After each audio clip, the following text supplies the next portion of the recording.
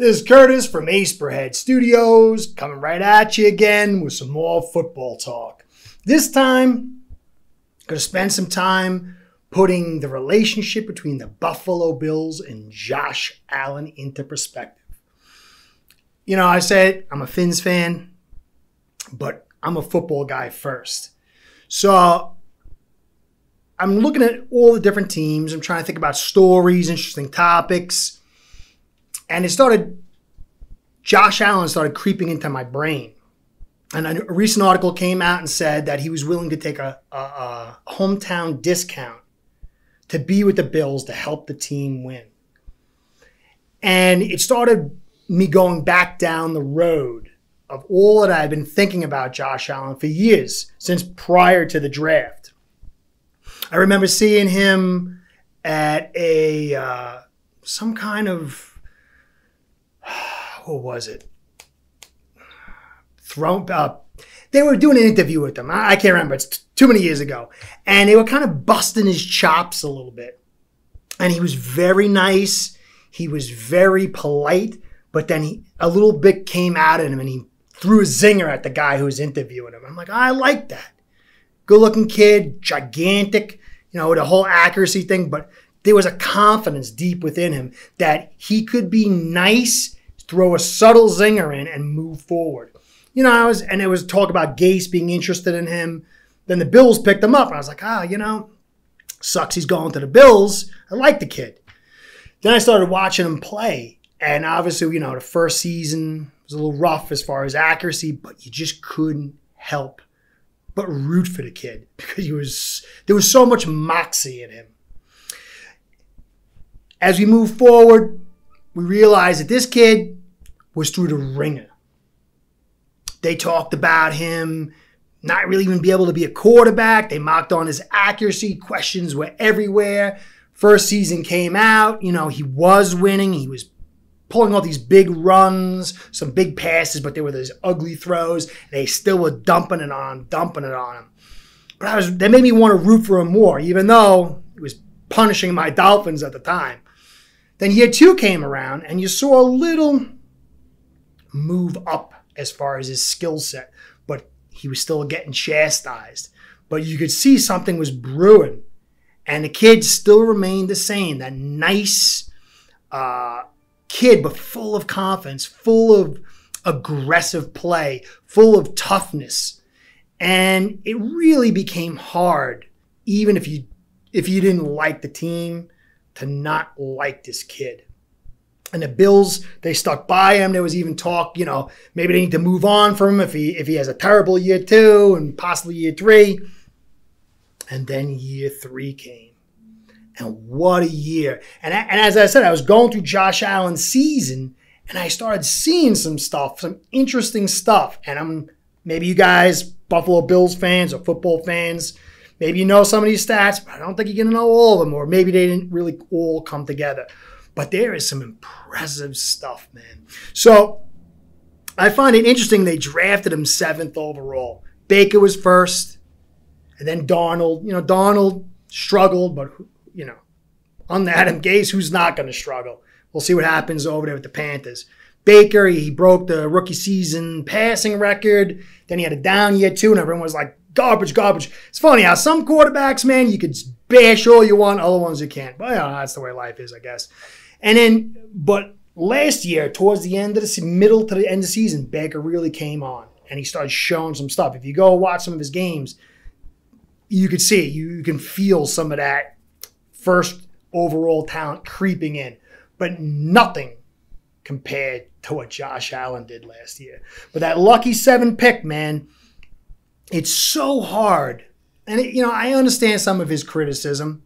It's so hard to get a quarterback to become accurate when they're not accurate. And I really didn't do film studies of why he wasn't accurate. I mean, I remember some of the talk or whatever, so I don't know. Fact is, he wasn't super accurate, and he has grown so much. This is a testament to the Bills organization and to Josh Allen.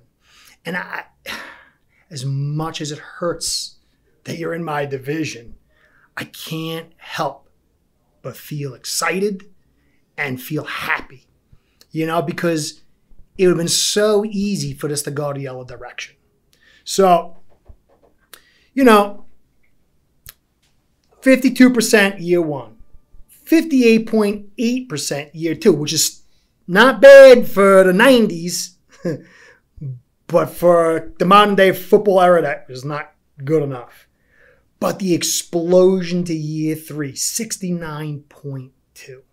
Okay? And it's you could justify that by saying he was throwing a lot of cheap throws, but that wasn't the case. That's where the amazing part starts coming into it. Okay? So, 2020 season, PFF ranked him 7th overall, 90.3 grade, 4,500 passing yards, 37 touchdowns, 10 interceptions, quarterback rating of 107.2, QBR rating of 81.7, 5 fumbles. That's a little bit of a knock. That's the one thing that I think that he needs to correct. But the rest of this stuff that was one amazing season. And that's not finishing it off with the rushing effort of 400 yards, 8 touchdowns. Now, 400 yards is not a lot, and his yards per carry of 4.1, where Lamar's in the 7 range.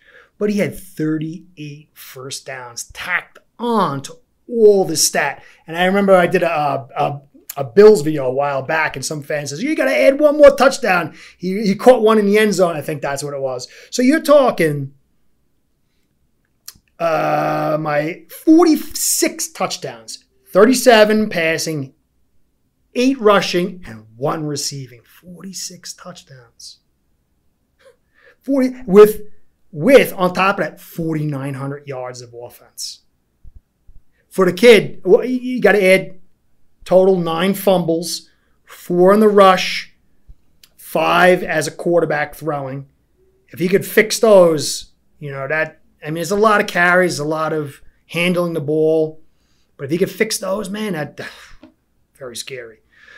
But those numbers are tremendous for year 3. This is a kid that was the butt of jokes. And he's on the verge. He's already a premier player in the NFL. But honestly, he's on the verge of being a generational talent. A generational talent. Now, it's easy to dismiss some of this, gaudy stats. But when you peel back and look at deeper under the hood at the stats, I'd love to do a film study because that's really where I'm at. But he was 6th in passing attempts. Okay? 69% completion percentage. 6th in passing attempts. That's impressive. Okay? But there's a couple of very, very amazing stats.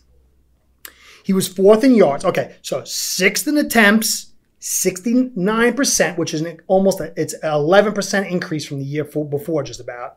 He was 4th in yards passing.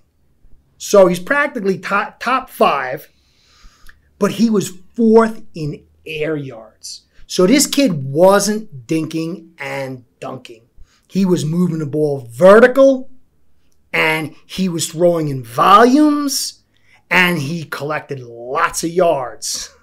And he did it with high accuracy. This is one of the most amazing year-to-year growths that I can remember for a quarterback. Now, here's some more interesting stats. He had 88 poor passes through the course of the season. Sounds like a lot. It is, he was maybe like 15th. Brady threw 122. Mahomes threw 100. So, Josh Allen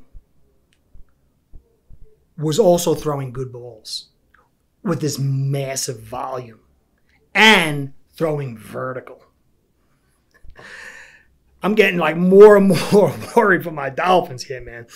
But here's another thing. He was 9th in drops. So you have 32 quarterbacks. And he had the 9th most drops of 25. But with all this volume that he's throwing the football, he was 15th in sacks at 26. Now, you take everything I just said, encapsulate it in a bubble. I'm going to hand off 2 more stats that's going to magnify everything that all these stats that you saw that were tremendous stats, they're about to get magnified. Now, Allen is clearly physically gifted, 6'5", 235. The arm, I mean, that arm is like, he can go 70 yards on a rope practically. We see this kid's tough, but there's more involved, and it's here. And I think it goes back to that interview I saw where he was controlled enough and confident enough and smart enough to take this barbed attack from the interview and flip it like a jiu-jitsu move. He was the 4th most hurried quarterback in the NFL. So, out of all the quarterbacks, he's the 4th most hurried. Part of that is because he's throwing vertical so much. Part of that is because the line wasn't doing exactly what it needed to be. But still, he was only the 15th most sacked. He still only threw 88 poor passes compared to Brady at 122. He still had 69% completion percentage. And that sounds nice. But this stat is really, really, for you Allen fans and Bills fans, he was the number 1 most blitzed quarterback in the NFL. Now, this is a double-edged sword, okay? He's picking up big yards because they're coming at him and they're leaving areas open. He's able to evade because of his movement, because of his ability to sit in a pocket, because of his ridiculous strength. Guys like fall off him, you know what I'm saying? Like he's made of Teflon, you know? But he's able to find through his cerebral aspects where the weaknesses are.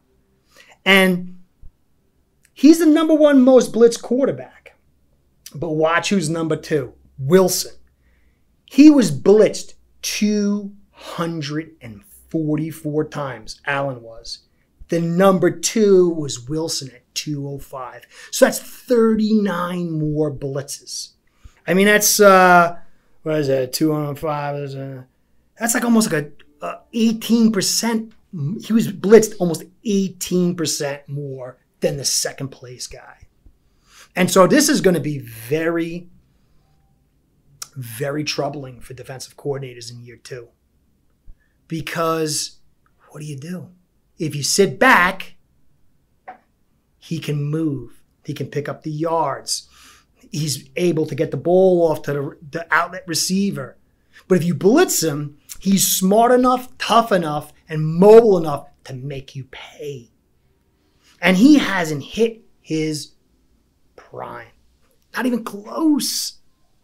If this kid can stay healthy and the Bills can keep building around this kid and keep the development going, what is this kid going to look like in year 5, year 6, year 3, year 4? I mean, this is going to be a critical year. Year 4 is going to be the certification of what we saw in year 3. But if we get that certification, I mean, sky's the limit. This is, you know, look, Lamar Jackson, 2019, generational, they were calling him, and rightfully so. But if you look at Lamar's 2019 season and you compare it to Allen's 2020 season, it's like shades of each other. Let's look at Lamar's 2019 season, where accolades were falling from the sky. And again, rightfully so. 66 completion percentage compared to Allen's 69. All right? 36 touchdowns to 6 interceptions compared to 37 and 10 for Allen.